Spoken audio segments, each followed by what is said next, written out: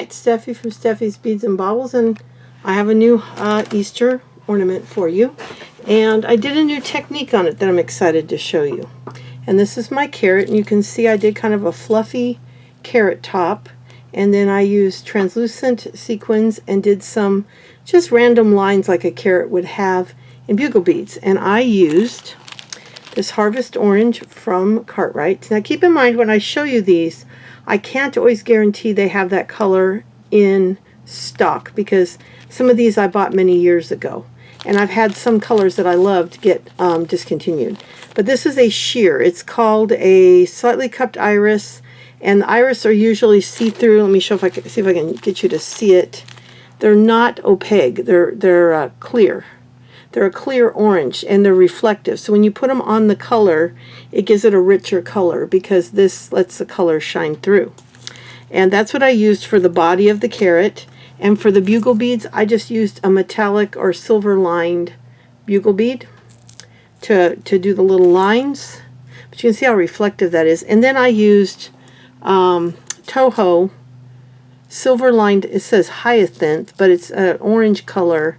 Silver, I don't know why it says hyacinth. That's weird. I wonder if it got put in the wrong tube. But it's a silver-lined orange seed bead that I used for the edging.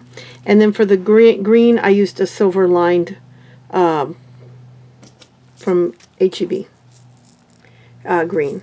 And it's just called Emerald. So to make this is what I mainly want to tell you about. But I'll go over real quickly what I do to make these ornaments. I'm not doing a tutorial. In the comments or the description box below, I have my basic ornament tutorials.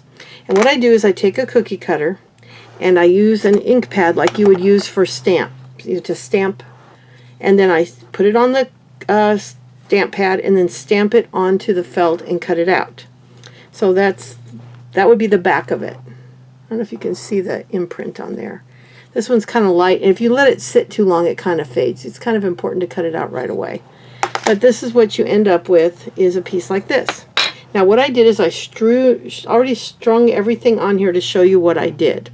But what I do is after I stamp out the orange, then I take the top and stamp it out of green felt, and then cut it, and then lay it on top of the carrot and cut so that it fits perfectly right here. Because it'll be maybe a little longer when I stamp it, it'll come down a little bit. And then I cut it to fit. It doesn't have to be perfect because everything's covered with sequins.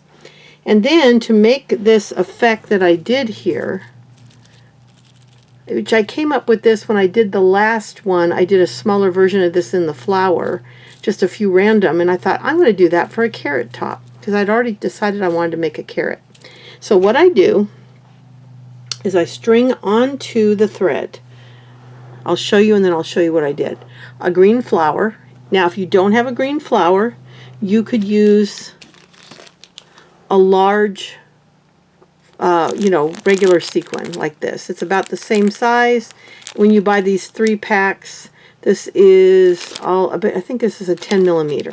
So if you did a 10 millimeter flat, it would give a similar effect. And you could actually take scissors and clip out little areas if you wanted to do this.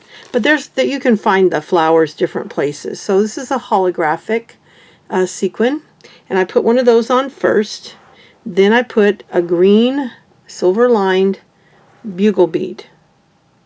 Just a small one. I don't know what size this would be, but it's just your typical short sequin. Or you don't want to use the one that's like half of this.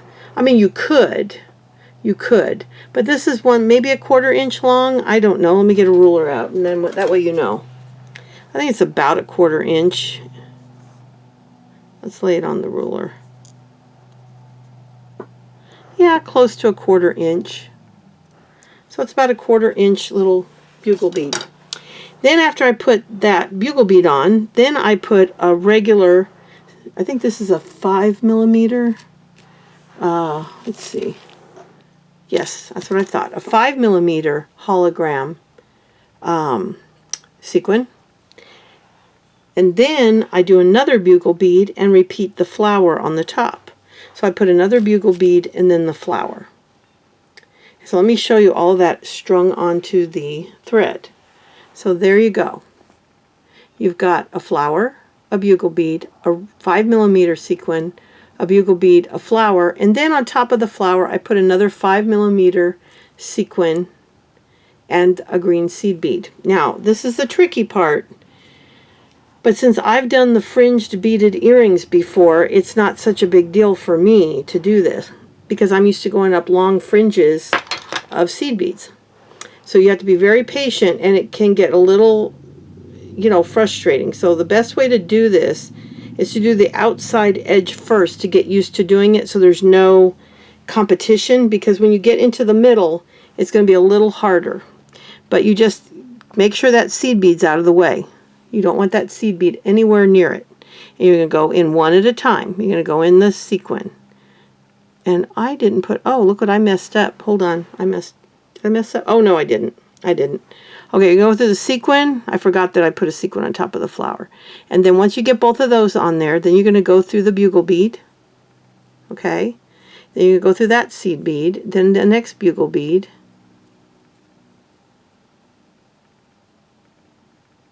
And finally the bottom flower.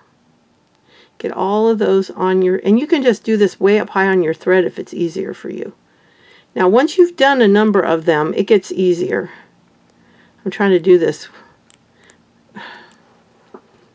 with my face pretty far away. Okay, so you're going to get them all strung onto your needle.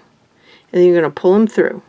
And then let them all fall down onto your, okay, it's all twisted now. What is oh, I guess I didn't, what? Oh, okay, here we go. You got to pull it like this, and then you're going to go through the felt. So to pull it tight, you got to go through the felt.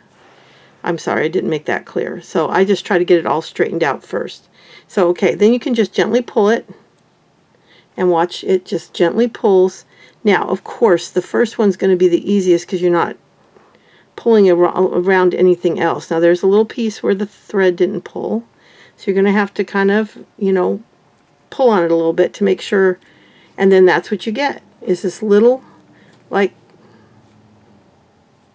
stem, I guess you could call it. Now you could go longer or shorter.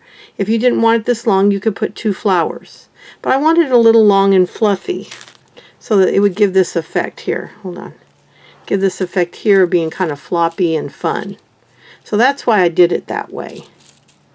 So you're just going to keep doing the same thing. You're going to come back up next to it. And see, I go pretty far from the edge because these are pretty big flowers. But then I kind of go in when I put the flower on and go back through the hole. Then you put the flower.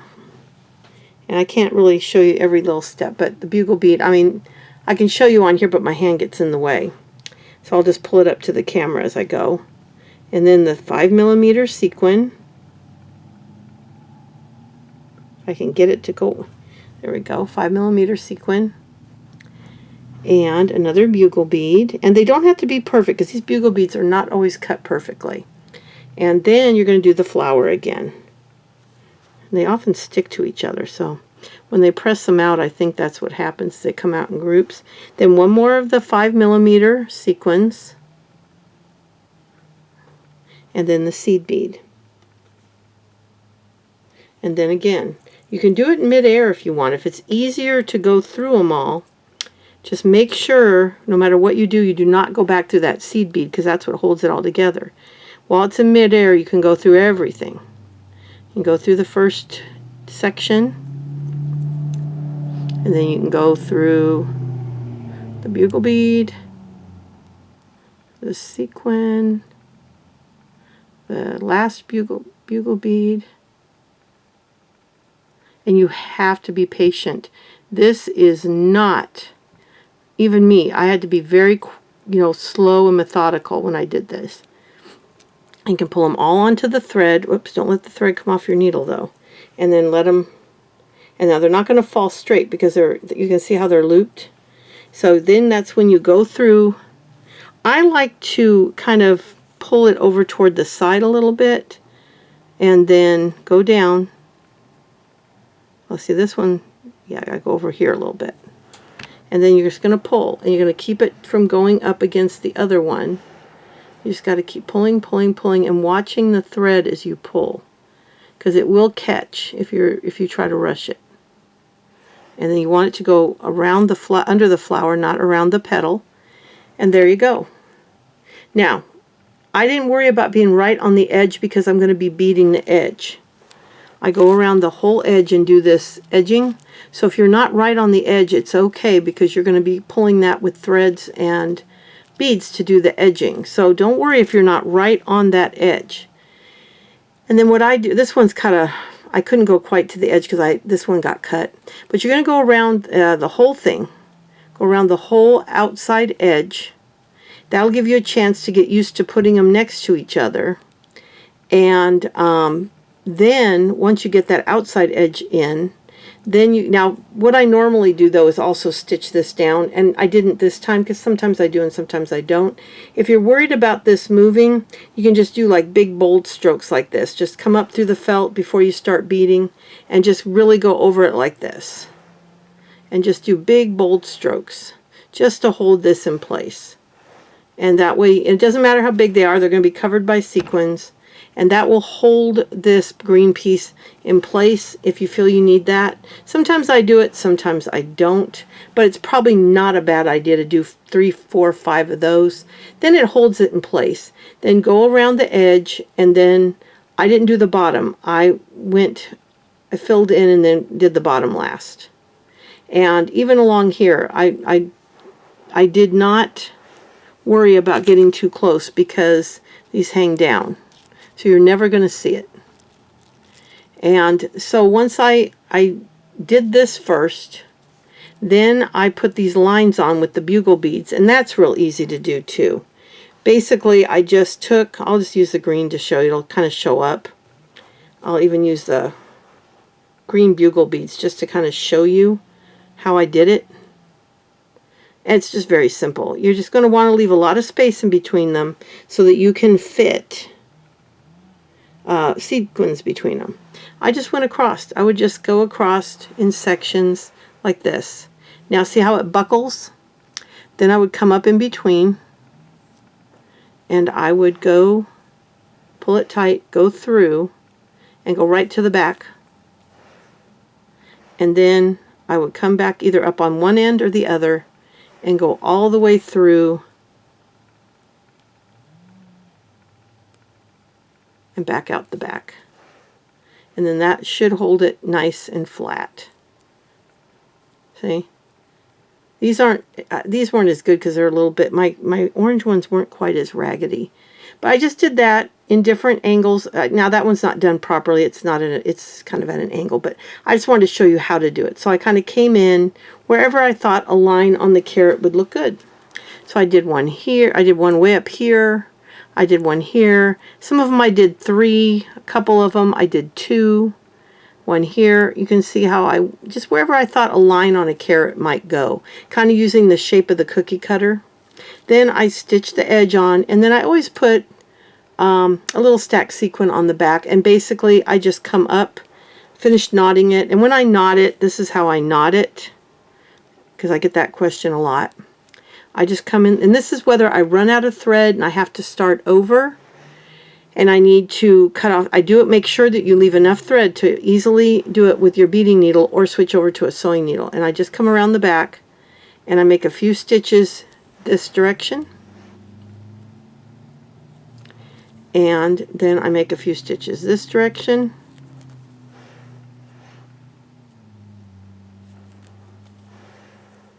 and then back through here, and then I cut it. But before I cut it, I come up and I just put a couple, I'm just going to show you with a couple of sequins.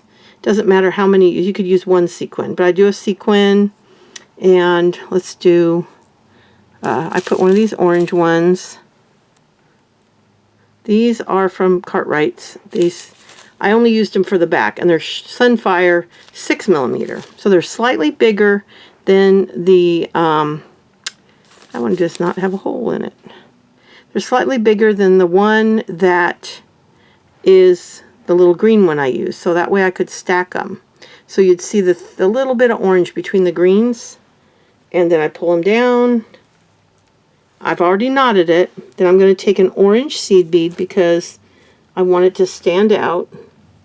But see, this you could do anything you want. If you don't want it, you could just do a single sequin seed bead if you want. And then I just do like I normally do. And I do a lot of stacked sequin pieces. I just come back through all 3 sequins, making sure the seed bead's hanging, and come back through. And I usually wrap it around a couple times, then go back through a couple more times, making sure it doesn't catch on the flower. I go a couple different directions. And pulling it tightly is the key.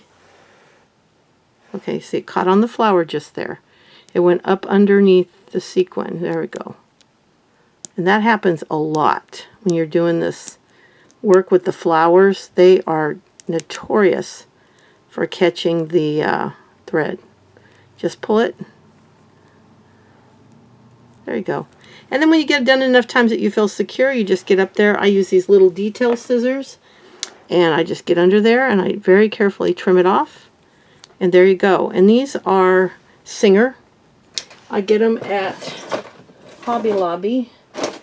And this is, I have a new one. I always keep a new one on hand, and they're $10.99, so I buy them when they're either 40 or 50% off. And they come, I used to be able to get them in pink too, but I mainly blue is what they have now. And I always have 2 or 3 pairs of these laying around. Like I've got two current pairs, and then this is for when these start to get dull. Also, another handy tool to have for cutting thread is the same brand, Singer, with the little nippers for the threads. Those are really great to have too. But these come in handy because you can cut your felt out, you can cut the threads, you can do pretty much everything with these cute little scissors. And they got a nice detailed point, so you can get into little tiny areas. But that's my newest ornament. And then of course I loop it at the end after I've done the whole edge. I'm not doing a tutorial on the edge. I do this in every video. If you look in the description box below the video, if you look at the video, there'll be a sentence under the video and it says more. Click on more, it opens it up, and I have a basic ornament tutorial and a basic edging tutorial, and I think a couple other tutorials. Always in that description box. And you can just watch those and I'll take you through. And I did it on my most recent, I think I did a little tutorial on my most recent flower tortilla tutorial as well, but I have an actual tutorial for the edging and a basic tutorial. Now this, I'll have to make a new basic tutorial to show how to do this, and I will do that later. But I just wanted to share this with you because I just thought it was so cute, and it could be used for all kinds of, like you could do colored flowers on there too and do a bouquet, and I'll probably do something like that. So this is where having a nice collection of all kinds of crazy sequins comes in real handy, and I've been collecting them for 30 years now, so I have a pretty insane collection, so I'm very fortunate. These were an old Hobby Lobby bag. I don't even know if they sell them anymore, but I got them for 71 cents on clearance, and I got red ones years ago. I don't know if they still sell them or not, but there are lots of flowers like that available. And if you just put in sequin flowers, I'm sure you could find them. They might even have them on Cartwrights. I'm not sure. Green flowers are not something I've ever used till today. So I hope you enjoyed this. Just wanted to share this cute little ornament. I do the loop going up through the edging, and I do about 6 inches of beads and then come back through. I use a double string and I tie it off and then do that. This is where I switched from the orange to the green. I didn't do one over here. I don't do them on all of them. It's just a little extra fun, like Easter egg on the back. But you can cover every knot you make with it. So I hope you enjoyed it, and I will be back soon. I've got a bunch of Easter ones I'm doing for you, and I can't wait to be back with the next one. Bye.